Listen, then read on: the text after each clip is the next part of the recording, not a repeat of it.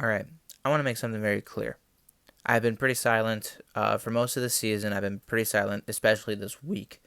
And I've given the Giants the respect that they have deserved, rightfully so, because of who they beat and how they beat them. Congrats on the victory. But let's get down to business here. Let's get real. 31st pass defense. 31st ranked pass defense. That is who the New York Football Giants beat when they went to Minneapolis, Minnesota, and took down the Vikings. Am I supposed to be impressed? I mean, yeah, Daniel Jones looked good, did something no other quarterback has done, but against what competition?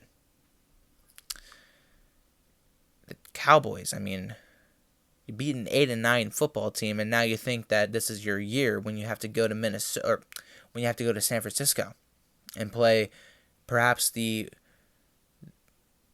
most. I mean, they're red hot. They're probably the most threatening team in the playoffs right now, the San Francisco 49ers. Tell me that they're not. Like, they've won 10 straight, 11 straight if you count the playoffs, and no matter who the quarterback has been, Brock Purdy, Trey Lance, Jimmy G, they got pieces all over the place, and that defense is crazy, crazy good. Cowboys got their hands full. But the New York Giants, it's time to bring out the broomsticks, because the Eagles are going to do what they did in December. They're going to do what they did but better in January, just a little less than 2 weeks ago. They're going to beat the New York Football Giants. It is inevitable. It is going to happen. The Eagles are the better football team. End of story. The Giants have had a wonderful season. They've overachieved and done a lot more than everybody thought they would. And got to give the head coach credit. Dayball, whatever, how you pronounce the dude's name. He's a great coach. He's very, very good. Daniel Jones has proven that he can be that guy.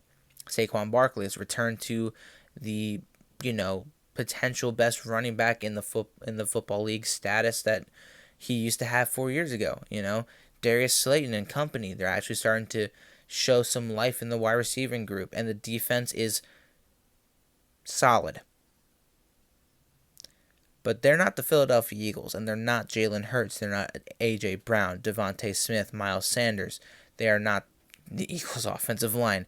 They're not the Eagles' defensive line. Even with Brandon Graham with an illness right now, he's going to pull through, and he's going to perform as he's done this whole entire season, exceeding expectations after rupturing his Achilles last year. I mean, he's been phenomenal. C.J. Gardner-Johnson is coming back as healthy as can be as well. We might not have Avonte Maddox, but we've also elevated Mr. Anthony Harris in case, if we don't want to deal with Josiah Scott. I mean, we'll see how it goes. Or Kayvon Wallace. We'll see how it goes. This team is ready. This team is prepared. They believe in themselves, and they're being humble about it. They're not trying to, show off. They're not trying to be too much, and they're definitely not looking past this Giants football team right now. They're looking right at them dead in the face and saying, we know we got to go through you to get to where we want to go, and we're going to do just that. And that's it. The Giants are going to be physical. This is going to be a very, very physical game. It's going to be one of those crazy, fun divisional games that we always get between these two. There's no doubt in my mind about that, but I believe the Eagles will take the victory. They'll edge out the Giants by a score of 33-27. Let me know what your thoughts are, and I'll see you all tomorrow night, hopefully in celebration. Fly goes fly, and have a good one. Let's get it.